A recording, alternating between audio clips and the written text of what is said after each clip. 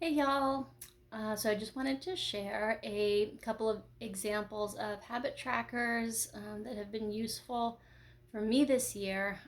So of course, lists and kind of trackers don't work for everybody, but if you're the type of person that really likes to like check something off and kind of watch things moving off of their plate, this could be really helpful. So this can be used for you know, things you have to do, but I really encourage you to use it for things that you want to do that you know will kind of, support you in finding this balance in your day, and whether it be for morning or evening routines, just figure out what feels organic for you. If you want to try this for a week, see how it feels, but this should never feel forced or something you have to do.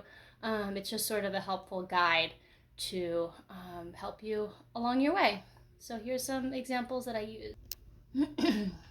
So this is my main planner, and I just found this by Googling ADHD tracker. So it has kind of the days of the week on one side, kind of some to-do list and priority areas here. And the thing that I find most helpful is this weekly habit tracker. So these are things that I just would like to do throughout the week. These are things that support my nervous system in terms of setting a tone for the morning. A lot of these are physical practices that if I'm doing them consistently, I feel like I am just more grounded, more stable, more productive with my work.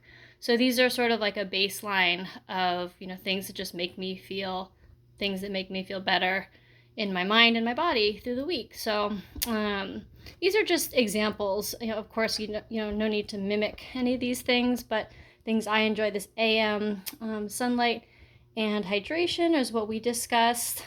So that's just one thing that can happen together. Morning practice. For me, this is a set of specific exercises. It's those like kind of lymphatic swings and sways and stretches, which I will be sharing a couple of videos of options for you to integrate that as a practice. My kettlebell routine, that's my strength training practice. It's just about 10 exercises with, 120-pound weight.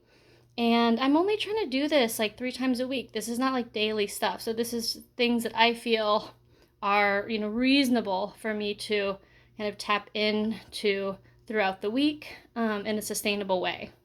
Yoga, 20 minutes. Guess what? When I first put this on my list, I had an hour of yoga 3 times a week. Did that happen? Nope, it sure didn't.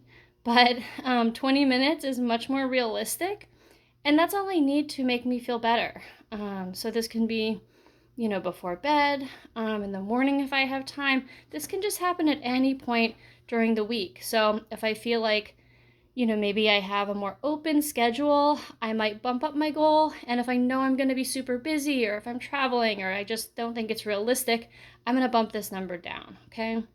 Taking a walk, that's just something I want to do. That helps to clear my head, helps me to process thoughts, helps me to settle my nervous system.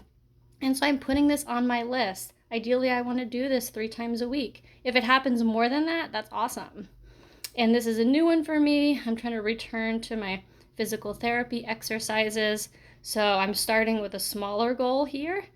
And just to give myself kind of, the opportunity to succeed at that before I'm trying for, 4 or 5 days a week. So this is just one kind of general example of some general practices that make me feel good in my body. And you can also kind of do this in a journal form. So here's just a little kind of sketched out version of this. And I did a different example. So this is kind of using some of our morning routines as a base. So maybe these are things we do before we pick up our phone. Some of these things can be done together, okay? So it's hydration and electrolytes. That can happen while we are, taking in sunlight in the morning and taking our 8 breaths. All of these things can probably happen in, a 15-minute range before we are looking at our phone or starting anything else. Hey, if you have an hour and have time to take a walk in the morning, adding those things in, whatever feels, supportive and like things you want to do that will make you feel better, not things you feel like you have to do. So same thing for evening.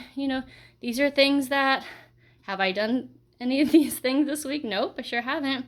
But it sure would feel nice. And so just kind of setting up like this could be a nice thing to do. For this one, I don't have a set goal for these, and maybe you don't even need to be tracking these things. I have a friend who will write a list of things they like to do, and they have a little jar of stones that they take one stone and they place it into a different jar, and they just see it building through the week of these kind of self-care practices that made them feel better. So there's no like need to be counting off these things or feel like it's anything really like fixed or like aggressive we need to do, but these are just some ideas of ways to kind of say what am I looking for, what would make me feel better starting my morning or just moving through the week. So hear from y'all to see if this feels helpful. If you have your own methods for tracking things, or if there's like different techniques that you use. So hope that this works with some of y'all, and we'll keep talking through the week. All right, y'all take care.